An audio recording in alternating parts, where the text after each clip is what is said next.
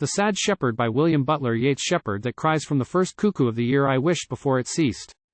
Goatherd nor bird nor beast could make me wish for anything this day, being old, but that the old alone might die, and that would be against God's providence. Let the young wish. But what has brought you here? Never until this moment have we met where my goats browse on the scarce grass or leap from stone to stone. Shepherd. I am looking for strayed sheep. Something has troubled me, and in my trouble I let them stray. I thought of rhyme alone, for rhyme can beat a measure out of trouble and make the daylight sweet once more. But when I had driven every rhyme into its place, the sheep had gone from theirs. Goatherd. I know right well what turned so good a shepherd from his charge. Shepherd. He that was best in every country sport and every country craft, and of us all most courteous to slow age and hasty youth, is dead. Goatherd. The boy that brings my griddle cake brought the bear news. Shepherd. He had thrown the crook away and died in the great war beyond the sea. Goatherd. He had often played his pipes among my hills, and when he played it was their loneliness, the exultation of their stone, that cried under his fingers. Shepherd. I had it from his mother, and his own flock was browsing at the door. Goatherd. How does she bear her grief?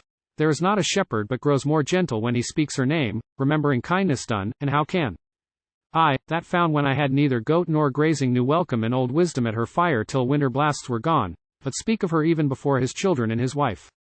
Shepherd. She goes about her house erect and calm between the pantry and the linen chest, or else at meadow or at grazing overlooks her laboring men, as though her darling lived, but for her grandson.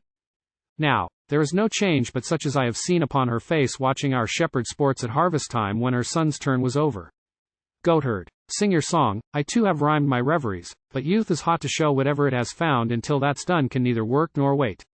Old goatherds and old goats, if in all else youth can excel them in accomplishment, are learned in waiting. Shepherd. You cannot but have seen that he alone had gathered up no gear, set carpenters to work on no wide table, on no long bench nor lofty milking shed as others will, when first they take possession, but left the house as in his father's time, as though he knew himself, as it were, a cuckoo, no settled man.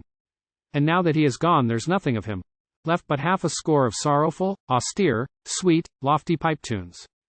Goatherd. You have put the thought in rhyme. Shepherd. I worked all day, and when 'twas done so little had I done that maybe, I am sorry, in plain prose had sounded better to your mountain fancy. He sings like the speckled bird that steers thousands of leagues over sea, and runs for a while or a while. Half flies upon his yellow legs through our meadows. He stayed for a while, and we had scarcely accustomed our ears to his speech at the break of day, had scarcely accustomed our eyes to his shape in the len-gathering shadows, where the sheep are thrown in the pool, when he vanished from ears and eyes.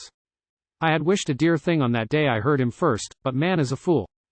Goatherd. You sing as always of the natural life, and I that made like music in my youth hearing it now have sighed for that young man and certain lost companions of my own. Shepherd. They say that on your barren mountain ridge you have measured out the road that the soul treads when it has vanished from our natural eyes, that you have talked with apparitions. Goatherd. Indeed my daily thoughts since the first stupor of youth have found the path my goat's feet cannot find. Shepherd. Sing, for it may be that your thoughts have plucked some medicable herb to make our grief less bitter. Goatherd. They have brought me from that ridge seed pods and flowers that are not all wild poppy.